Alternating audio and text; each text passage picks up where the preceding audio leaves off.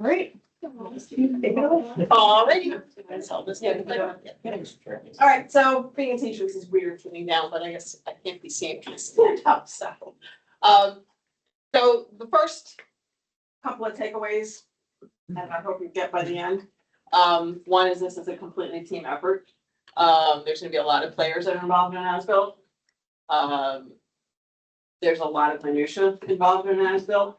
And by definition, they come at the end. So you're working under no budget.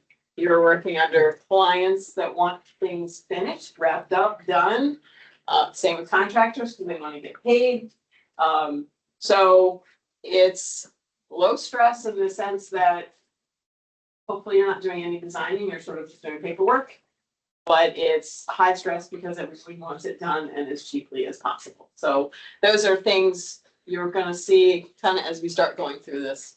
So I click through this bad boy. Oh yeah, I thought I could just click. Okay. Oh, that didn't. Oh, maybe I hit the next button. Are you electrical coordinator? I don't know.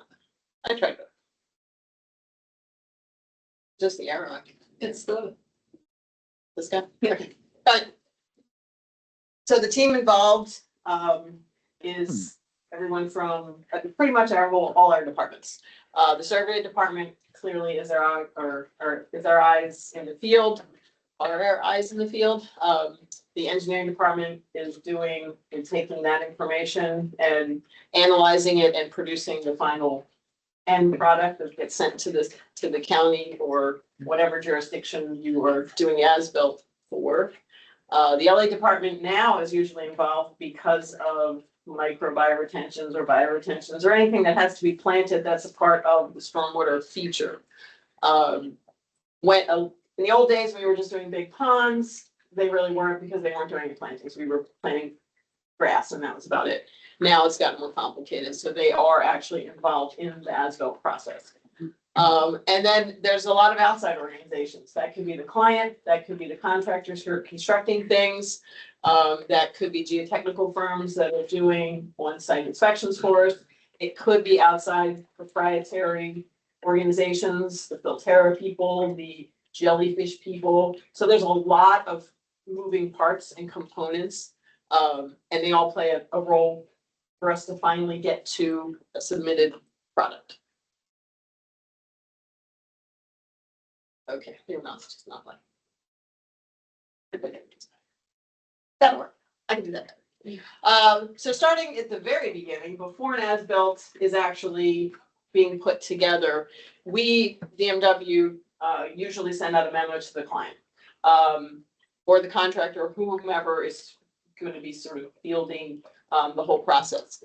They need to know what exactly we're going to expect. This has sort of come out of it being done wrong, that this happens.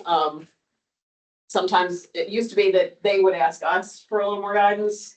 We've sort of taken the lead and said, okay, we're going to guide you, because 9 times out of 10, things get missed and then it becomes a mess.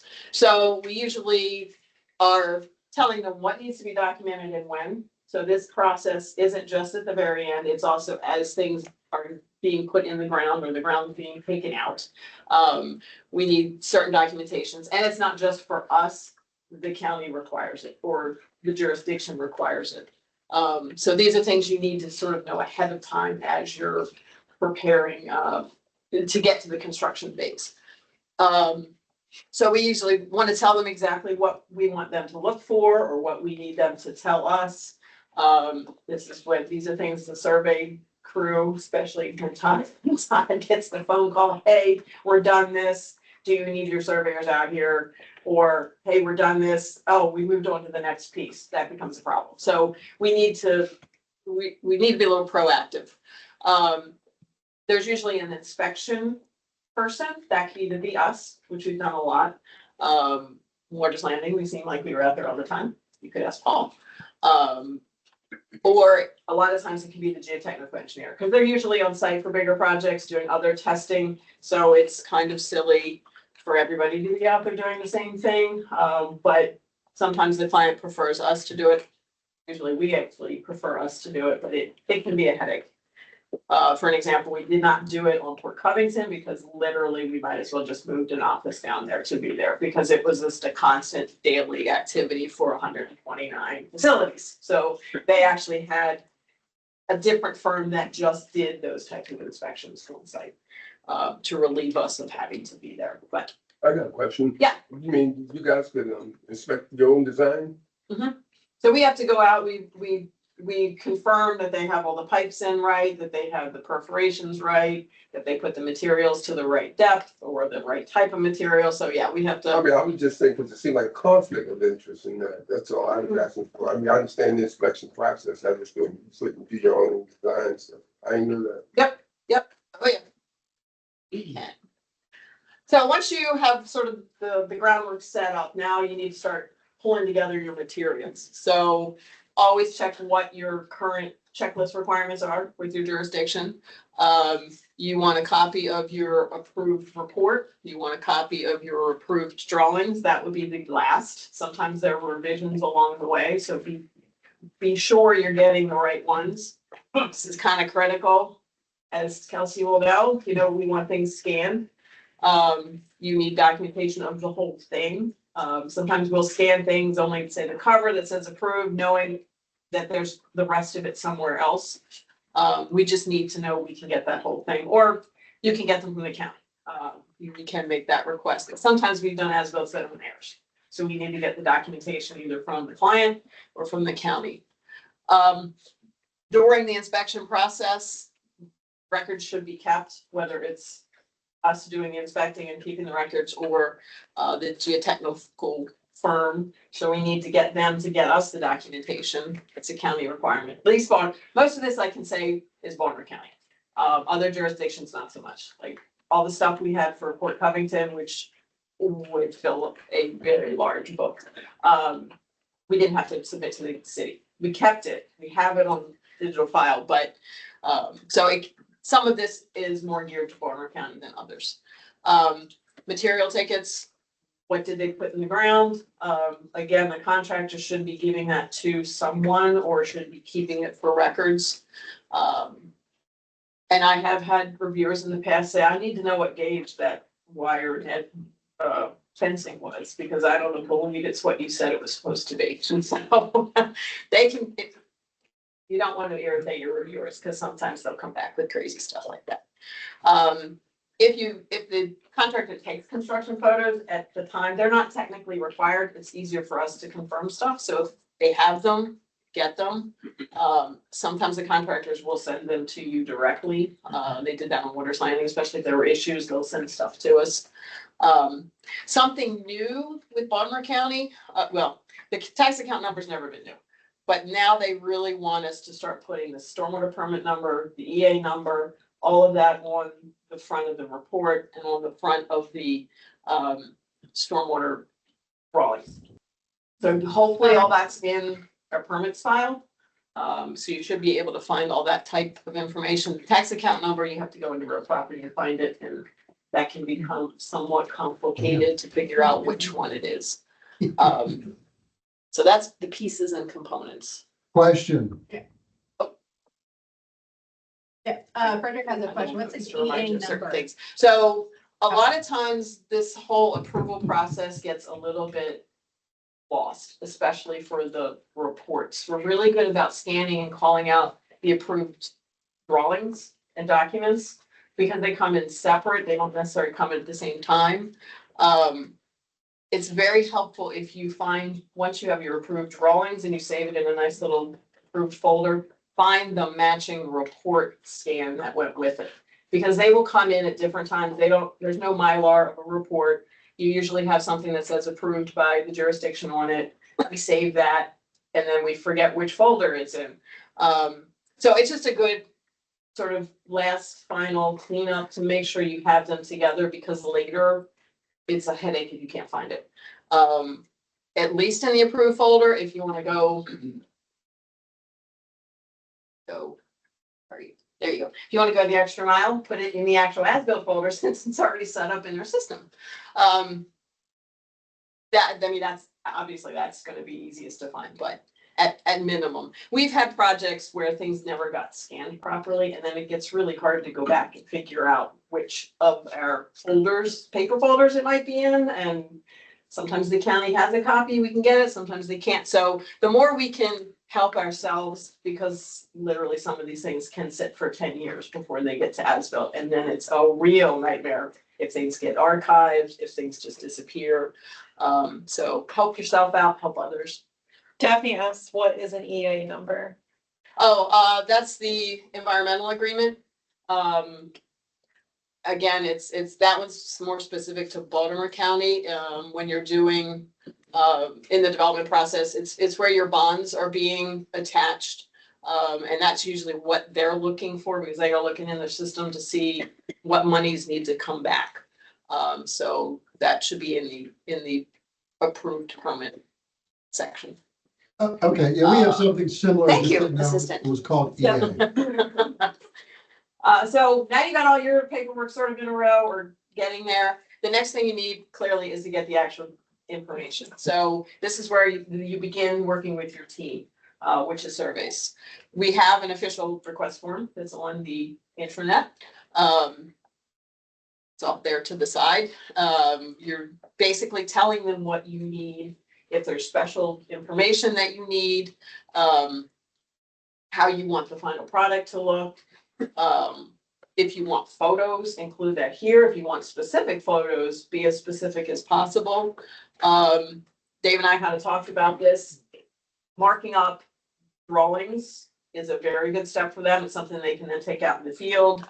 You can highlight things, you can add notes. So anything you can tell them that they can do in the field, so that this is not a multiple visit process, which we really don't want, will help. If there's anything really weird, or it's a strange structure and you want them to actually draw you a picture, all that kind of stuff you need to tell them up front. And then, usually Todd or Steve will direct the crews.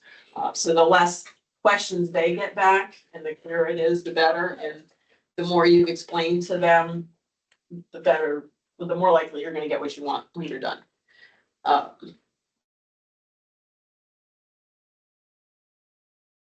One note, and this is what Dave and I were kind of talking about, surveyors and crew, and of course the crew's not here, but the guys in charge of the crews are here. With ESD's facilities now, and for all of us actually in general, we have to think of more on a micro scale. So in this case, more is better, not less. I think a lot of people look at these things, oh, it's like 6 inches deep, I don't have to do much. Honestly, you must have to do more, because when it was a big pond, you could take a few shots and get a kind of a good understanding. When it's a little tiny puddle, you actually need more in order to get a better definition, because now you're not talking in 6 feet deep areas, you're talking in 18 inches deep. So, and it's super critical for what we need to get these volumes. Sometimes these are very shoehorned in, they're very exact, or I need it to be exact. So if I've had to design it that way, I need the actual survey to turn out that way. So it's a shift from what we used to do. So we're still, even now, still growing into what I need to tell surveys in order to get the exactness that I need to say, yes, this was built properly, or no. The last thing you want to do is tell a client something's wrong because you all didn't do, a close enough job of getting information. Because it might not really be wrong, but now we sent them back out to do stuff. So that's time and money for them, time and money for us. Again, the team thing. We're all trying to do this as quickly as we can and to the best as we can. So how do you start this? Unfortunately, every job's a little different. It's a chicken and egg kind of thing. You're looking at multiple comps that you have to do. You're looking at multiple sources of things you have to do. So clearly your CAD file is one of the first beginning points you're going to look at, because you're going to look at your data. You're going to look at how does the data in the field match what the design was. So you're constantly kind of going back and forth.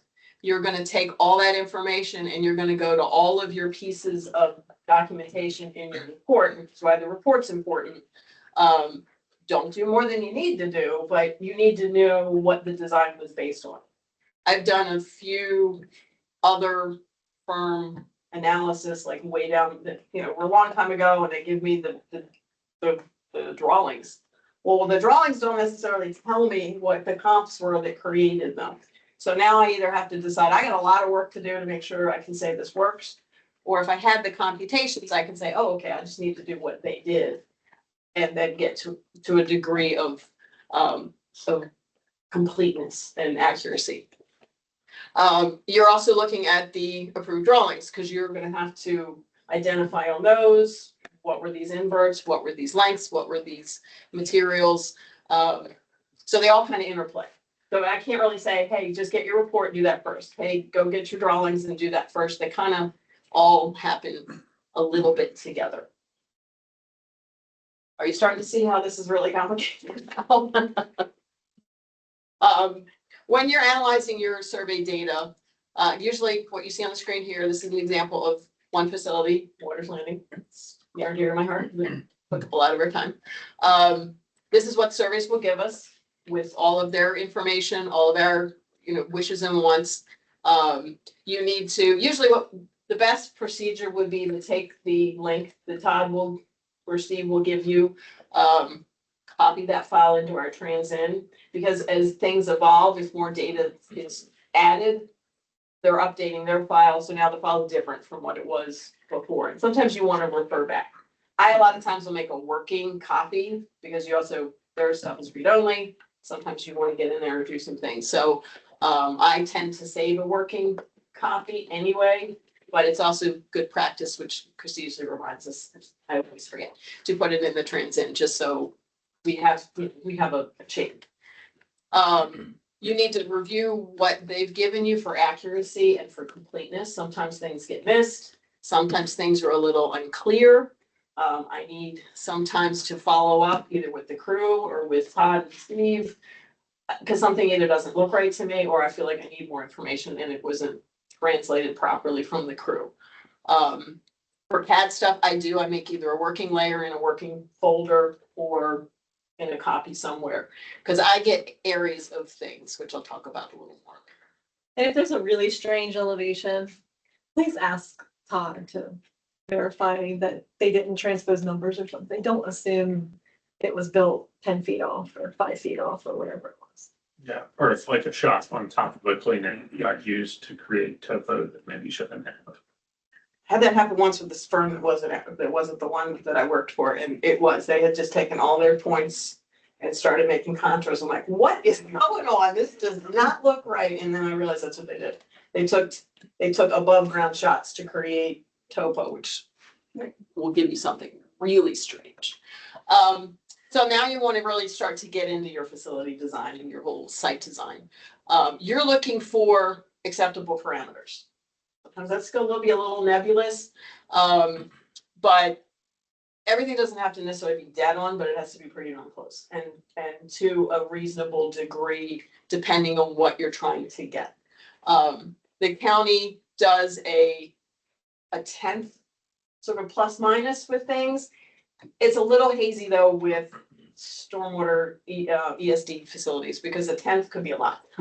That's, and if it's a grading 10th, if you're going down to 2 inches where you wanted something up at 3 or 4, that might be too low for the county to accept. So the 10th was a good parameter when we're talking really big facilities.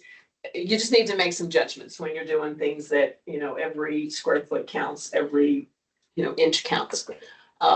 But you're looking beyond just your facility. You're looking at how are the slopes? Are they within, 3 to 1, 2 to 1, 4 to 1? Are they close enough? Is your embankment, if you have one, is it wide enough?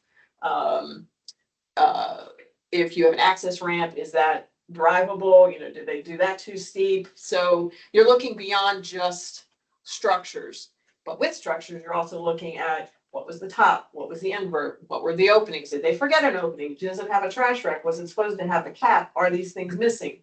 When a contractor says stuff's done, they're done and my done are not necessarily the same. So you're looking at all of these things to see if they're present, and is it okay? If things aren't okay, how we're gonna correct it. Does it need to be corrected? You know, is it just something to flag? Do you need more field data even to decide that it's okay? Sometimes even if the surveyors bring us all the information we said, we might need more. You know, I need you to actually look a little further down the slope. I need to see which way, you know, I just have a top, I don't know how it falls over.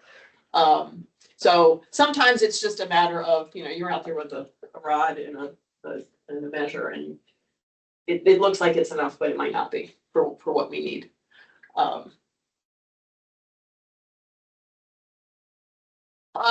Just as a side note for billing purposes, when we do a proposal for an as-built, the assumption is it was built right. So if you do this first pass of checking everything and it's not built right, that becomes a discussion with your project manager. Do we need an extra? Was it relatively minor and we can kind of fit it in, or is this like a huge thing? It's a problem. And it's going to require us to come up with a solution and then go back out and do more checks, things like that. And sometimes it depends on the client. If they understand this is a process, that's one thing. And then, you know, depending on how the proposal was set up, but that's usually not what we're doing in the trenches, so you need to discuss it with the project manager to see what's going on. Because things have, in order for it to be approved, it's gotta be right to the county's expectation, so. But sending it in wrong is not gonna get to the process, and they're not getting their money back, so it's something we, you know, definitely have to work with the client to approve. You ever had like other construction going on around an as-built? Mhm. And it messed it up and stuff like that? Recently at Waters Landing, we had a vehicle run into an inlet before we had finished the as-built and ripped the inlet out. So sure, it's all kind of stuff can happen. Cause then we have to go backwards and get that rechecked and fixed and yeah. Yes, I mean, Waters Landing is another example where somehow or another, they were able to do things out of sequence, so they built all the houses after they built all the stormwater. So things happened along the way. There was one example is there was a backyard swale that just because it wasn't either vegetated in time, it made a very eroded entry into the facility. So we had to add in, the contractor actually made a good suggestion on that because it was basically continually chewing away the dirt because it's very, very loose dirt out there in spots. So we actually had more riprap added. It wasn't designed that way, but because of the site conditions as it was built, you know, underground water will find its own way. When you're doing construction, stuff can happen that you wouldn't have thought should happen. But it does. So yes, we have had things do that. So you're always working to get your report because you're gonna have to submit a report. You have to submit red line drawings. You want to go back to what was originally approved. Some of this becomes sort of the engineer's style as to how you do this. I mean, ultimately, you need to show that what was built follows the design parameters and the requirements for quality, for quantity, so that it will get approved for functionality. I have a tendency to take out sort of extraneous parts of the reports. You know, the reports live somewhere in their entirety as designed. For the as-built, things like, you know, are we doing critical area stuff right? Are we doing, sometimes it'll have suitable outfall analysis still attached to it. I don't really need all that stuff as part of the as-built, and I also don't want the county to expect me to do more than I'm being contracted to do to get these facilities approved. Sometimes, you know, the one in the middle, that's actually from another consultant, and the whole report was done by hand. So all I had were the hand scans. So that was all I had, all I did the red lines for. I was not gonna waste my efforts. We've already made a Word document that would do something else. I usually have some sort of summary narrative that kind of puts everything concisely together if it didn't exist before. And I usually do include both the design piece and the as-built piece if I can't overlay one to the other, like a HydroCAD. There's no way to have both. This is what the design was, this is what the as-built was. So I have the as-built version and the design so it can be compared. anything that will allow the county to approve your stuff. You do, so, but again, some of this is sort of engineer style and engineer choice. As long as you're, properly representing the data and the results. Yes, Does the cost estimate that supports the EA and the amount that you secure for each facility, that's usually a pretty broken down cost estimate. so Does that come into play? the only time I've ever had it come into play is if we did a partial as-built. Okay. So normally of late, I don't know that I've done a partial as-built here, it's maybe once way back in the beginning. But a lot of times if you have a lot of heavy, concrete being constructed, I usually see this when there's like a lot of vaults, where they want to get their estimate or their bond down as much as possible. Like we sometimes will have $1 million bond out there. That's a lot of money that the client's paying to keep that bond current. The county will, as part of the process, will reduce it after you've done so much construction. But a lot of times, if they are putting in like all of this concrete, like immediately, it's been constructed, they might have to wait for the final building to be completed for maybe years, or at least a good year. But if they got all that up front, so we have done as-built of just all that concrete, the piping, all of that. And that time, the county actually said, send me in the cost estimate so I can see what's left. And what was left was like rock to put in, Yeah. places. They actually require, so like villas it usually comes into play when there's a facility that's a basin or sediment control. So if they're installing embankment components and things, there's a lot of reduction in the fee that you can get if you certify it early and do a partial. So they actually now require like that cost estimate, you mark it up and show which pieces of it remain. Okay. And then they'll figure out if they agree with it or not. And how much they'll, in the end, put Yeah. to. I mean, that's totally subjective on their part, but Sure. it can be. I mean, we usually more savvy clients know that part of the process, so they will Sure. request it. And that's. Mark Buda. Yes. Yep. That's So, the larger stuff where like you may be putting in some of your bigger stormwater and some of the smaller stuff, maybe 2 or 3 years down the road. right, because you don't do, usually you don't do your ESDs until the end. Right. Unless your water's landing, and then you do in the beginning, but, but usually if you have a quantity management, that's when you might have the big, huge faults underground or stuff like that, that Yes. still are online, but but they're just gonna be sitting there. So to that question, I guess Jerry had worked, Columbia Crescent, everything out there's a structured facility. If we do mostly structured facilities, does that come into play there too? Sometimes, it depends on the bonding structure Yeah, gotcha. and the jurisdiction, All right, and just again, curious. sometimes the client. Yeah. I mean, That's a lot of work up front structurally is what I'm thinking, that Mhm. in order for, like right over here, House of Muse, you got structural, same thing, that's part of the major construction, so I would imagine that comes up front and it's taken into a parcel with your Mhm. cost. Okay. I Got it. mean, it's not necessarily typical, but I was just curious. yeah, no, I've that heard is about the it. only time I've ever used a cost estimate for anything. It was definitely at their, I mean, that's been many years ago, so, but that was their idea, and so that's what we did, and so clearly that they continue with that. All right, so along with the report becomes the drawings, and see your manuals for how to do this, but usually we use a PDF of the final approved drawing. You're not using CAD files, like the drawing files to create the as-bills. You'll do an overlay using the CAD survey information. When you're checking off, and again, this whole, 10th situation comes in, is it close enough? Is it not? Bless you.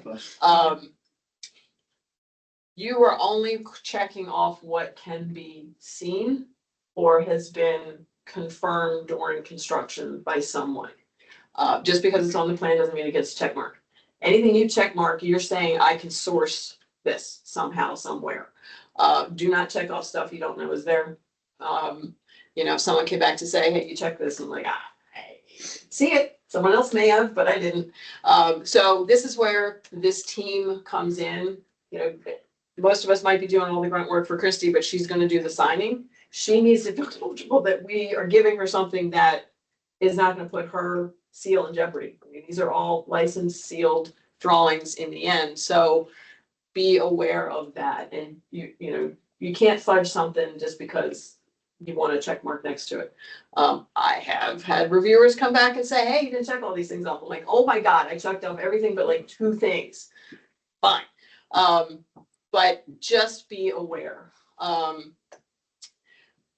When you're doing the grading for some of these areas, I create as I said, I create sort of my working file to get some of the contours. Because realize when you're looking at some of these contours, they're not very geometrical. You know, the guy's out there with a pole, he's taking a bunch and they're connecting the dots. You know, there's some nuances. Sometimes you need to look at the precision of the CAD. George and I have talked about this. You know, 1.01 is still 1 to me, whereas CAD's not going to connect that as a 1 contour because it has a 100th decimal to it. You know, you need to sometimes look at the points that have been used to create the surface and then decide, should you really push this out a little bit reasonably, because what it's using is the same. It's not really any different. You know, we can't see 0.01 differences in a topo file with your naked eye. You know, a 10th maybe, but not some 100th. So, you know, we've talked about maybe we need to make the survey files a little less precise to that level. But just be aware when you're doing these with these. You also can't massage a area because you need to. It is what it is to the end. So you need to, you know, again, a lot of this is a judgment call. Similar as you're designing it, it's going to be the same as you're as building it. The one in the middle is hand done. Again, as builds are budget busters and no one has money for it in the end. I have found doing everything in Bluebeam can be ridiculously time consuming. Doing it in CAD can be ridiculously time consuming. If I'm putting check marks, I can do that by hand just as fast. So if, you know, if our product is really a scan as opposed to a CAD drawing, nothing says I have to have this any particular way. I just need to be showing confirmation. It can be up to you. You know, I'm not going to draw those contours. We used to, the old days. We used to use stickies and lay them over because we didn't do CAD. You better watch out for those bubbles that Yeah, came up there. exactly. But if I'm just doing check marks or, you know, in a chart, something like that, think about the time involvement. And if you can do it faster, it's better for us money wise. I mean, we've done it both ways. You can mix and mingle. The one in the middle is northeast. Half of it was done. Actually, that other part's northeast. Half of it's done in CAD. But that was one sheet. Literally, I could just do at home and be done with it in 10 minutes. It would have taken you longer and would be. But again, personal preference. One thing about the contours on the red line plans, a lot of times we'll see the engineering group requests contours at like 3-inch increments now or 4-inch increments. Wow. Quarter foot, whatever. Don't show all those contours on the plan. Only show the increment that was designed. So if we were showing a 1/2 footer for some reason, show that one. But like if we were showing 1 footers, show those 2 footers, you know, stop there because it's just gonna, you know, mess it up to where you can't read anything. The reviewer's not gonna like that anyway. So it's gonna make it look steeper than it really is. And so anyway, they're really good to have that level of contour for volume analysis. It makes it a lot easier. But again, you're gonna have to make a working file to where you can turn some off or delete something. Yep. Or Todd can ask, and he can make 2 files. 1, 2, a more precise, a little less. I don't think it's not that much more complicated, correct? Figure it's just exactly. Yep. So use our CAD tools to the best. Oh yeah, so that was it. My low budget. I forgot. So you, at some point, you as the engineer should go out in the field, or have someone go in the field for you. You do need to provide the county with a finished facility exhibit. The reason is, you say it's done, they go out and they're like, I don't know what you thought was done, but this is missing, this isn't even finished. I've done this with the contractor in the past. I've been out 4 times. The last time I said, look, Mr. Client, you're gonna have to go out first. You tell me these last 3 things are done, and then I'll go back out, because I'm not going out again. Because every time I go, it's like one thing's done, one more thing's done. Nobody has the time for that. So over the years, I think the county would get as-built and be like, oh, we're done, and they go out, and it wasn't. So they really want to see it, so we do a photo exhibit. With the bioretentions now, it's helpful if it's planted. Right now, we have issues with Waters Landing because they can't really plant stuff now, it just would die. So we're caveating the as-built to say these will be done in the fall. But you really are looking for a level of completeness that the county can look at and say, oh, okay, we're good. I can send this to inspections as opposed to sending it back to you and saying this is wrong. I usually include a location map. I mean, you're also not taking thousands of pictures. You need to take the pertinent ones to show the parts. If this was a pond, I would show an outfall, or if it's a bunch of facilities like we had at Broadway where we have an outfall, I usually take that. So stuff that shows the completeness of the package, usually with descriptors. And I usually use old ones and just swap out photos, and it goes pretty fast. So you're not reinventing the wheel. And I know you said construction photos aren't required, but we do send them a lot if we have them, because it helps, especially with these bioretentions with the different multiple layers. I think it helps the reviewer to know, okay, this is legit, these layers were put in correctly. And it's better to cover us too, because especially if the geotech's doing a letter saying the layers were put in correctly, we like to have photos to go along with that, because we need to believe that it was done correctly too. And most places have, will do that. Like Kellis Corners, when they give you their report, they have pictures too per day. Paul learned an easy way to show him an easy way that you can print out multiples. Because when we go out, we can take a lot. Or like on Waters Landing, there were a lot of facilities. Every time you went out, you were taking like a dozen photos. So, there's ways for the construction ones that you can simplify that for maybe, 8 photos on a sheet as opposed to a ton of sheets. This is also when you're going out for as-built. I usually have this happen where it's like, I need to check something on this. I need to take a measurement. Something was a little wonky. I just want to make sure, or something was missing, but it was easy for me to measure down, or I'm not sure, was this concrete? Was this asphalt? There's always something that you want to confirm. So I usually do all this at the same time. That's why usually I don't do this ahead of the survey. I usually do it after the survey. Well, and it needs to be completely complete, which sometimes is plantings, which are great. So now the problem is things never work out the way. I've had maybe 1 or 2 in my 25 years of being an engineer that actually worked the first time with nothing done. There are 2 ways you usually have to fix something. One's a graded way, one's a structural way.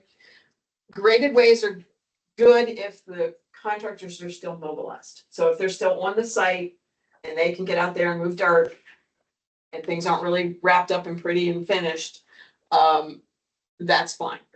This one's usually the more expensive solution. If you can change something of the structure, a piece of concrete, that's easier and usually less costly. And if they're demobilized, you can get a crew out there to just fix something. Things could be changing the tops of things, changing holes, making holes bigger, adding holes for your volume, clearly grading, making things bigger, fixing slopes if they're too steep. If you're encroaching where you're not supposed to be with part of your facility, that would need to be corrected. So there are multiple different things. The worst ones are when you have to do both. Like there's no way around to not fixing it with grading. And if the volume's close, but it's just not there, talk to your client. They might make the decision, let's just submit it and see what the county says. And maybe I can pay a fee for the little bit of volume instead of redoing the whole facility. Sometimes we don't survey these things until they're done and planted and completely stabilized. And that's not a good position to be in, because if you're the one having to tell them, hey, you guys need to fix something, they're usually pretty pissed off. And it's not our fault, but we're delivering the news. And So you gotta work with them to, because sometimes the county will be okay with it if it's not that big of a. Which leads to the next point, which is the punch list. Okay. So you're the client's advocate. You're also the ones seeing things and understanding things. So you want to let the client know a couple things that they have to do, period, end of story. To get this thing approved, they must do whatever it is. But you also should use that punch list as a way to inform them of some things. Again, they may choose not to do it, but we will look bad as a company if we saw it, didn't tell them, the county comes back and the client then says, well, why the heck didn't you tell me that? I'd have fixed it, or, you know, why didn't I know about it? And again, if you have a more savvy client, they will say, I'm gonna wait till the comment, I'm good. But me as his or her engineer, at least I've told you, you can make the choice. It's not my choice to make, it's their money, their choice. So, point out things that might not be an issue. Weird things are coming up. I had a comment, there was a bee's nest that they had to take care of. I never had that come up before.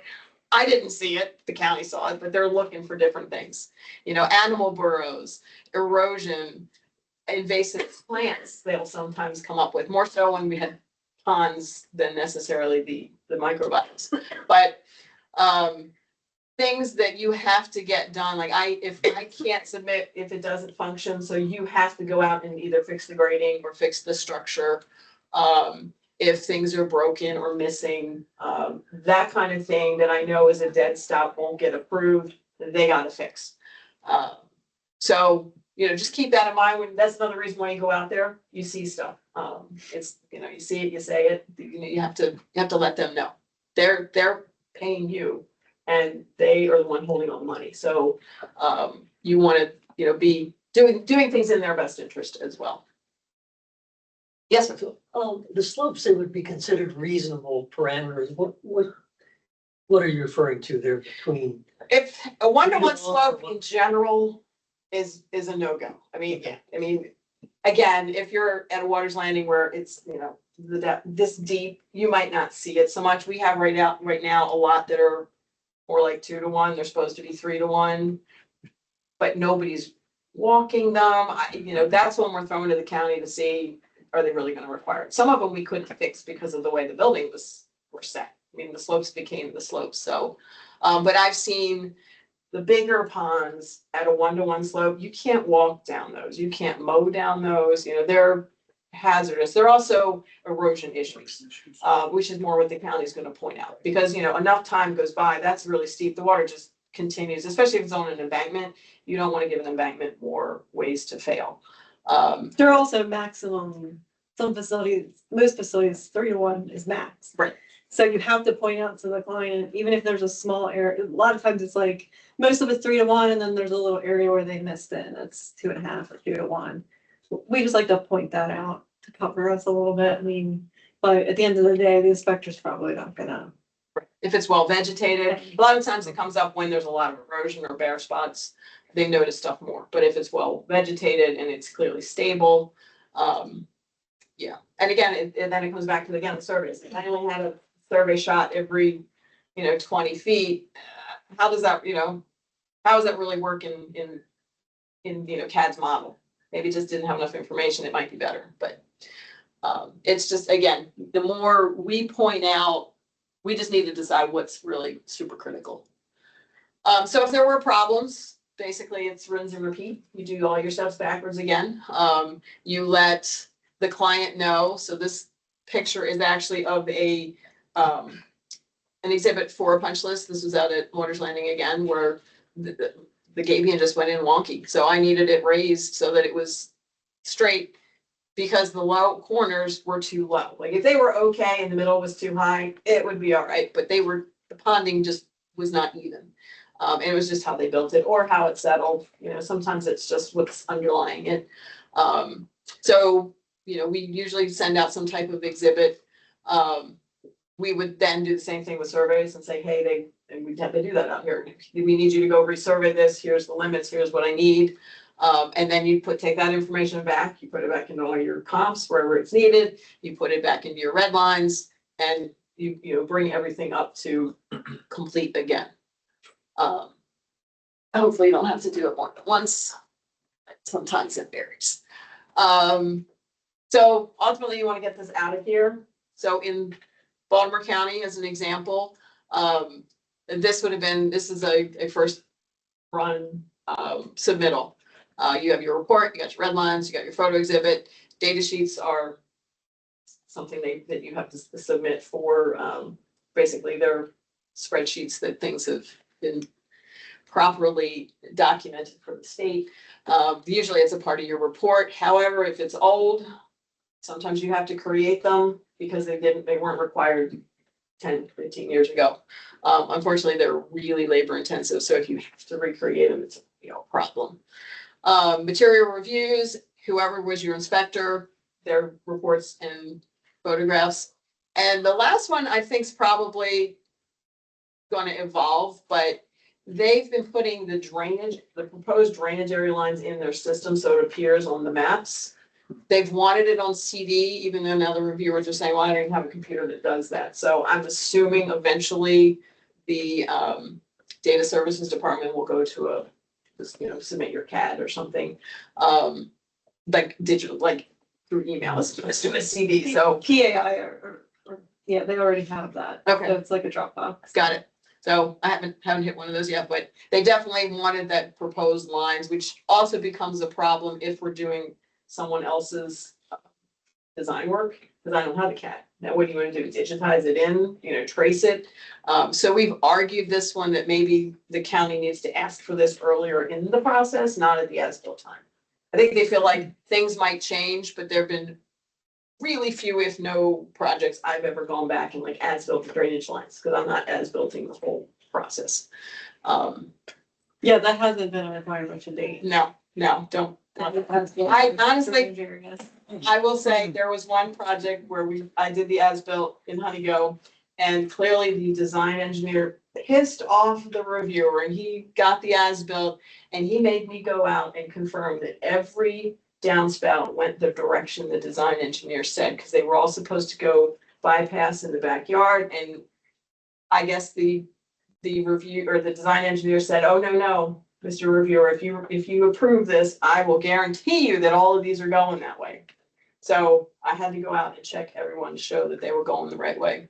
And so I didn't like how the first engineer did their design comps, and I changed it because I couldn't get it to work exactly the way he wanted me to. So that was the only time I've ever had a drainage line question. So stay tuned. And now we get to the end when all this stuff comes back. You hope what you get back is, hey, it's all approved, you're good, move on. I don't get that often. The important one though is this. That first line says, the office has reviewed and approved the as-built plans and computation. We are done. That's our part of it. All the rest of this is stuff that the client has to tell his contractor to go fix. DMW's task is to get the plans and the computations approved. Very, very few times have I ever had our designs questioned, or I'm sorry, our as-built questioned for comps. Things have come back like I can't read the contour lines because the pen line is too thin. I can fix that. There's been very few in all the ones I've had that they didn't say it was okay. Like Check mark, more check mark.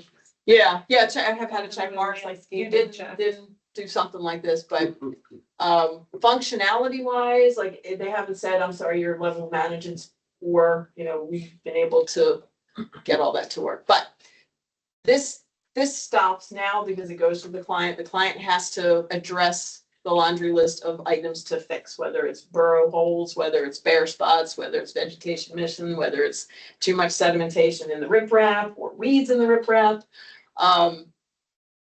They have to take care of it. In theory, it's 30 days, but as we know in Northeast, that one's lasted how many years? Just depends. Depends on who's holding the money. If they get through and they fix everything and they're happy, the next step is it goes on a 1 year period. So In both cases, there's an inspection crew that goes out, and we usually work with them if they have issues with things. The maintenance period begins, they used to backdate it to the first letter, but now they don't backdate it. It's whatever date this letter is. They have to hold the bond, and they have to maintain the facilities and show by the end of that year that everything's still working fine. Like things didn't blow out, you didn't lose management, you know, if your bank didn't fail. You don't have, you know, a bunch of groundhogs living everywhere.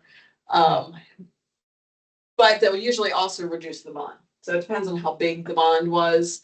It used to be, you can see this one was $330,000 and they reduced it down to 165.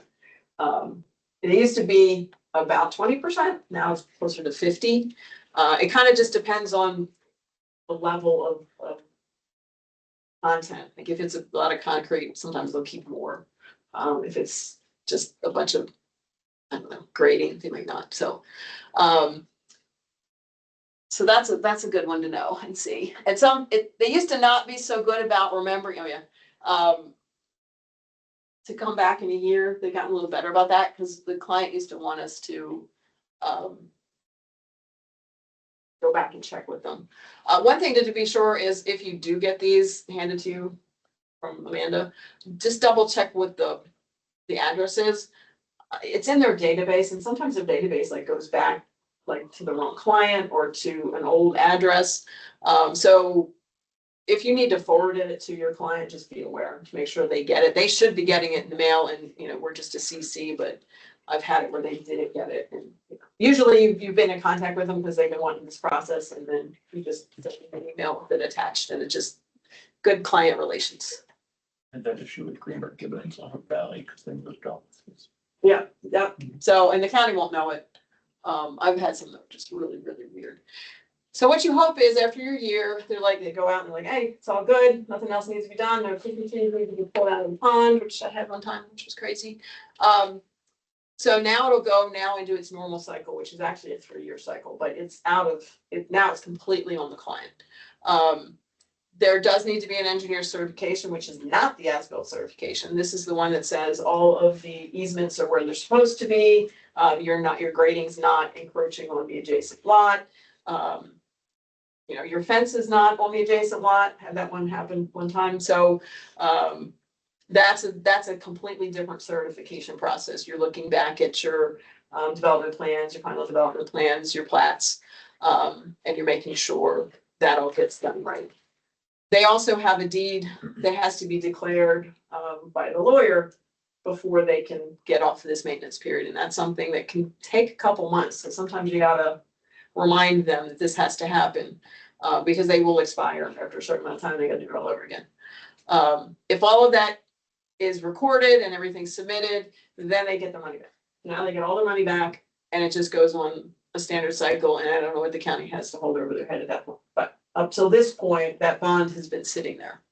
And we're completely off of it at this point. The only time we might come back is if they ever do an inspection and something isn't working right, they could hire us to figure it out.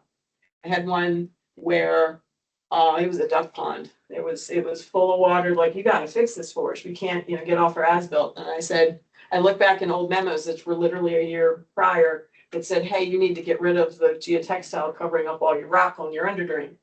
They never did it. So in a year, the pond completely filled up to the first level of release. We thought we were gonna have to give them some weird fix to get rid of this pond. All they had to do is take that out. And it was like a bathtub, just drained right down. So sometimes the client doesn't do what you tell them, and you really can't help that.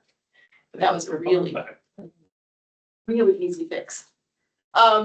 So my last little bit is just a little bit of lessons learned. As much as I don't like going out and doing inspections, I do because I learned stuff. Dealing with the contractors, I learned stuff. Dealing with the as-builts, I really learned stuff, but more about me than what's out there. The best, especially for newer, younger engineers, but even us oldsters, for others coming after us, we need to make sure we do our design work and think about how it's going to actually be constructed. We can make choices and we can improve.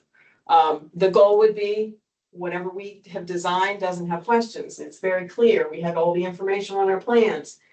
When you start getting pestered by a contractor or pestered by Scott because the contractor has no clue what you mean, that's not a great design. You're just making work for yourself.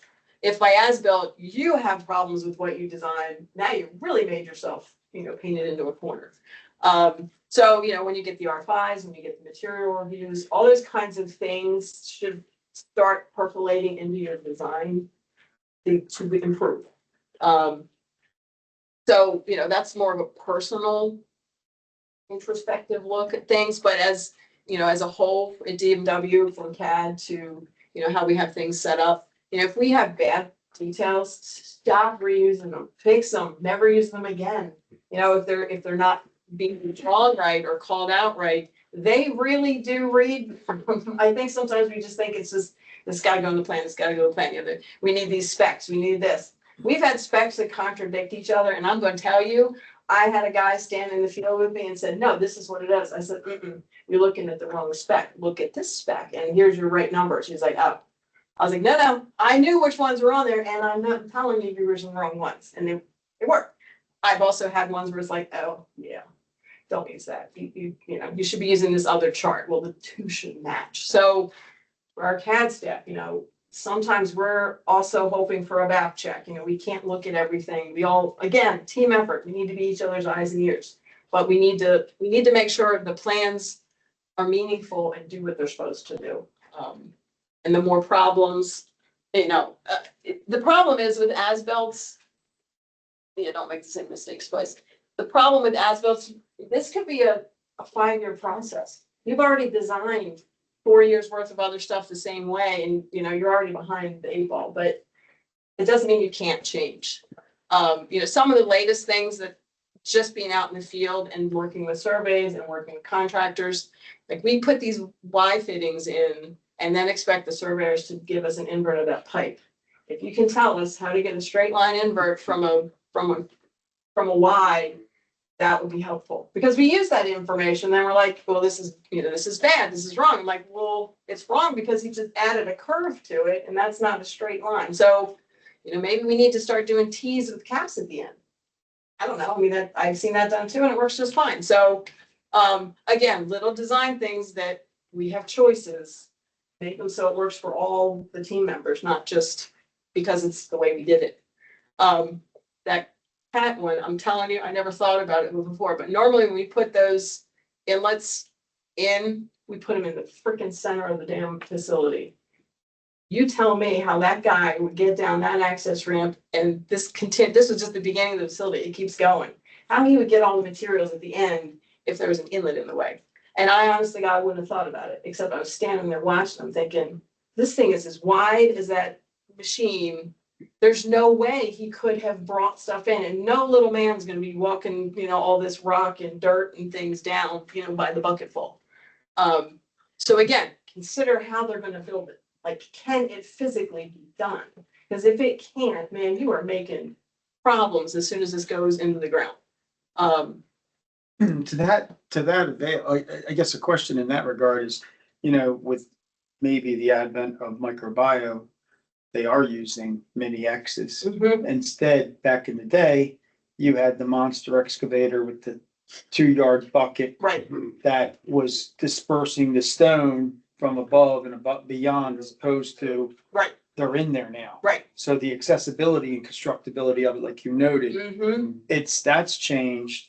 Yep. And in reality, as we're designing, maybe that's a thought, is how, Yeah, and the minimum width for even, yes. a little microbiome, when they did the one, these are mostly from Waters Landing. When they did the little skinny ones that were along the roadway, I watched the guy, with the big machine, and it was the smallest of the big machines, he barely could make it. And basically what happened is he overdid it.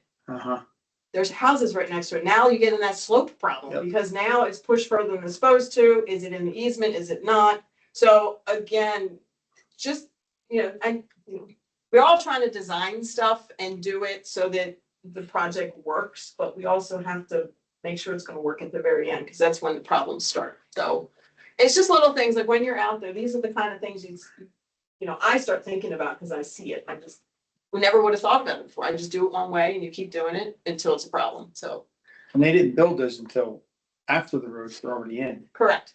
And the only way they could put a big piece of equipment on the road would have been Mhm. with all the boards and everything. And they Correct. don't wanna do that. No. They wanna bring the little one in, They don't- rubber tracks. They don't wanna break the concrete. Yep. Yeah, there's a whole bunch of it that trickles down from other aspects that I guess people just, you don't think about it in the phasing. Right. And another one, especially with these microbios. I don't mean you don't think about No, it. no, no, no, just but it does, Generally. it came up on a project when I was going Honeygo, where all of the backyards had all these nice little swales and things, and the question was, well, when do you think we're gonna put these in? Because if they start building a house, if we put all these things at the end, how are they getting in there? And in somebody's backyard to put these facilities in, and that was another where they got approval to put them in up front, wrap them, expose them later. So again, we do our job, right, wrong, or indifferent, but we need to think it all the way through. And sometimes it's just experience, it's just practice, it's just stuff you see. It's info you get from a contractor, hey, can I use this instead of this? Okay, does the same thing. This was cheaper or this was easier. Works for me. I'm just sitting in the office doing something that works. I got choices. So that's where, I like when surveys gives me information. Like the inlet over there, I don't like these inlets for many reasons. One way is it's impossible for surveys to actually give us good data. So why would I want to do something that makes my job and their job harder? So how do you get the invert of something that's underneath an overhanging slab? There are ways. It's not simple. We've come up with solutions, but could we not have used something that's just a flat top with a trash rack on it? Probably. Sometimes we can't. Sometimes, we do things because there's a reason, but there's other times where it's like, gosh, we just made that harder for everybody. The biggest one of late we had was Port Covington, which is the top one. We had a survey shot, which was top of curb, but then we were also looking at ponding to the gutter, which isn't, how do you do that when it's sloped like that? Where's the shot that I gotta get the survey guy to tell me? Where is that? And then the bigger problem was when the field guy was out there measuring down to put in the materials, he was measuring off a different spot from the one I thought he was gonna use, because there was no way for him to find the spot I was using in the field. It didn't really exist in nature. It's a half a foot down from the top of that blue header. That it's in the air. It's not really there because it's projecting back into the road where it's going down the curb line. So there's little things that we do for reasons, and then we have to think, we think about it later. It's not necessarily it was wrong. It's just maybe there was a different way to do it that would have been a little easier. So we've been doing this for a quarter century, as I officially have in July. You learn stuff. So you don't like those inlets with the throat openings? But so is that, are we making that a standard here, not use those? I'm not saying that, I'm just saying if I have the choice, I mean, it's something as a group we should discuss. We've had the problem come up, as Christy pointed out just this morning. What do you tell the contractor? What elevation are you working towards? We've had problems before on projects where the grate that goes on top is actually a lip of its own. So if you're ponding, you're actually ponding to the top of it, not the concrete. And we actually had some things that got changed because they were looking at the concrete as the ponding. It really wasn't. It was the next one up. So we had to go back and make all these changes where if we had left it where it was, we didn't find it. So you have to look at your details. What is your detail actually saying for what you're trying to make it do? So you're not making headaches later. Because they. I like to comment on the difference between it. So with a flat grate, there's the potential of it clogging versus having the throat openings where you don't have that issue. However, you do have a situation where a lot of the mulch gets washed downstream. Right. More so. Yeah. The one in, I think I had a Broadmead one. Broadmead had a beehive grate instead, which technically it's not completely open, but it's different. So I mean, there are choices. That would perform better. Yeah, choices we make. I mean, it's again, you make it today. You might not think about it again for 7 years. You might not be here 7 years, and someone else is looking at it. So, helping the team out. That's my 2 cents, but it's not easy, it's not quick, there's a lot of parts, there's a lot of moving parts, there's a lot of steps. And everybody wants it done fast and cheap. So, there you go. So I'd like to say, so ideally, we want to do our own as-bills because that's the best situation for us to observe, have the opportunity to observe everything from excavation all the way up to the top. Many times we get contracts to do the as-built that was done by an engineer and another engineer, and by the time we get it, it's already finished. So we don't know what's going on underneath. And we're involved in projects right now where there's issues with the county saying, they're not going to approve it. And, so we're kind of going back and forth with the client saying, hey, we need to take this a little bit further, do some more investigation. It's going to cost you more money for us to do that. That's the difference between ideally we want to go ahead and do our own as-bills because we're going to nip it in the bud and we're going to make sure it's installed versus doing something that was done by somebody else and we get it at the end of the construction phase. In addition, as a certifying engineer, prior to making our submission to Baltimore County, we have the power to mandate that it's installed in order for us to survey it or certify it, because I'm not going to certify any drawing and submit it to the county where I feel that it's wrong. So, and many times I've said that where, I'm not going to certify this if you don't fix it. Yeah, so that's that. Yeah, Leslie had an issue just recently where she said, here's the things the contractor needs to do. I said, well, has someone gone out and checked? She's like, I don't care. She may have had a picture. I was like, you need to make sure. I mean, even though they said they did it, Waters Landing, we have one that they may have actually done a little too much. Again, they said they did it, but how did they do it? Like, yes, if you're certifying it, you need to confirm however that is, that it really happened. And it's really, because again, it's your license.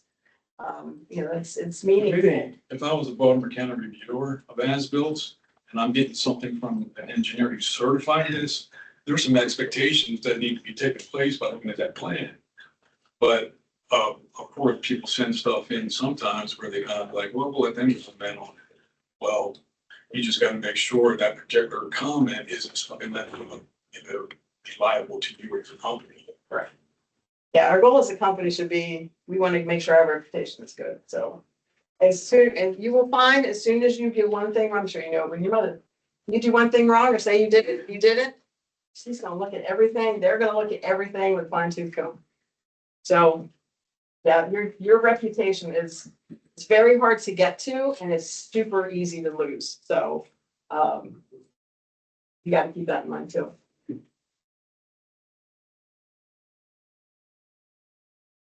I got a hands-on job I gotta get back to. Other questions or thoughts? Most of our contracts for as-built done after construction, or they built them? No, they're normally done up front. So are they not to, like hourly, not to? So they're not really something. That's why we put in their assumptions like that it's built per plan, because we wouldn't know what would be built wrong. So then we have to get more money if we have to redesign. Off the top of your head, are we making money off of those or losing money? Making money. It depends on the project. Yeah, I'm just saying like. If we do it hourly, like water sending's hourly, we don't, there's a little bit of profit in our hourly rate, but we're not making any money because there's no. You can't go past. Yeah. Or they can't make up money for lost money on it. Right. A lot of it, I mean, what I found over the years, if you do a lot of them, and usually, your own stuff, you can get into a good pattern. I mean, that was one I could usually hit a budget because I knew the time component in pieces. It's way harder now with ESDs because each ESD is almost like its own little stinking pond. So it's like there's no economy of scale. It's the same amount of comps. But again, if you have the preparation set up right, you got everything listed, labeled, you can find all your components, your comps. It definitely saves you later. But if you don't do a whole lot of them, again, it's hard to get a good routine.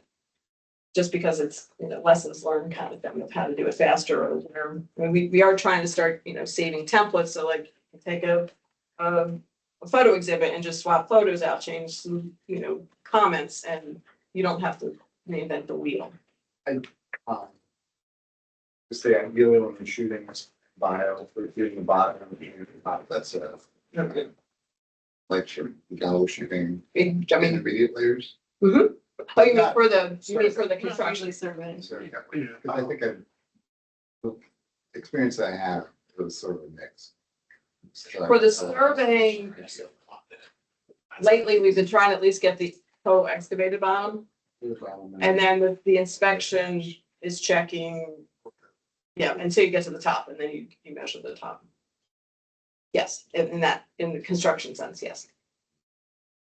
Yeah, so all this, that's going on right now, the geotech is because we are contracted to have our surveyors go out there and shoot the excavating. But it's very hard for them to jump out like, on a dime. So we convinced the geotech to walk in that, because a lot of these contractors use those level routes. Correct, and that's what I've checked. And out of KP, when I was out there when they were installing all the subsurface stuff, and I made sure I took a picture with them holding that rod. Yep. Because that was my evidence, Yep. stating that the levels were built. But in this particular case, the one that's being built in the city, the geotech is working with the contractor, and he's observing is verifying elevations based off that. Because if the surveyors can't be down. Right. Because they're getting Monday, they're gonna start installing the pipes and the subsurface stuff for underground storage. And the surveyor can't be out there, every 5 minutes or whatever. No, but it's good to get a bottom check. For corners, if That's you're putting in a. Usually hard to measure off of anything, Concrete. so it's good to get a check on size and depth of the bottom, and then you go builds from there. But yeah, but it's not gonna happen. It's not gonna happen. I'm not gonna go out there and survey or relying on the geotech and the contractor to verify that. And so once we get that certified letter from the geotech, it's fine, it's good with me. They're certifying it. It's the time not the that- ideal scenario, If the footprint's not big enough, that's the cheap time to fix it. correct? So everything's in. Hey, Mark, I don't know how the geotech's certifying that, honestly, when how do you it's guys, just depth maybe, like, I don't know how he's confirming the size, Whatever the equipment. unless it's whatever the square or equipment. rectangular. Oh, yeah, Mark, Crispin, I'm looking at you, Nikki. contractor. I was gonna ask them what they do out there. Yeah, it's fine. Doesn't process, I was gonna. What was- Yeah, well, what do you was- guys, how do you guys handle as-built out there? Similar fashion? Pretty similar to what you're saying, we either. Can't hear you. It's very Hold on. similar to what you're saying, Yeah, so that. There you got Say that again. it. very similar to what what Mary Celeste has described. Oftentimes the on-site geotechnical engineer will provide the subsurface certifications and inspections and dimensions and everything. And we just ask the surveyors to locate the surface facilities. Obviously, if it's microbiome, we count the plants and make sure they're surviving. We check the weir elevations, any structural components. We do what we can, it's above surface, and then the city or county lets the geotechnical engineer handle the plant material, those specifications that are observed during construction, filter fabrics and things like that, soil material, all of that's done by them. So it's very similar to what you're talking about. Although we usually don't rerun our comps unless they ask. Yeah, if it's obvious that the facility size or shape or elevations are different, then they may ask us to rerun the comps, but 9 times out of 10, if it's generally the right size and shape, there's no questions asked. It's a little less, it's a little less involved than what you guys go through, sounds like. Especially if you have to route. Got it. And we can talk Yeah. about as-building the planting, but some of these bios have hundreds of little plugs, right, Ed? Yeah, That you're out there counting and then missing 6 out of 150. Pretty much, that's kind of it. That's what happens. Yeah, again, But if it's, we're certifying it, I know. we're supposed to be, I know. yeah, catching things like that. right. That's what we do.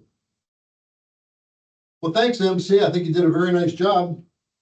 You're welcome. Any other questions before we? Should we expect continuing education certifications coming? We should. Self-documentation, Mark. Thank you. All right, thank you, guys. See you guys. The green forest. Thank you.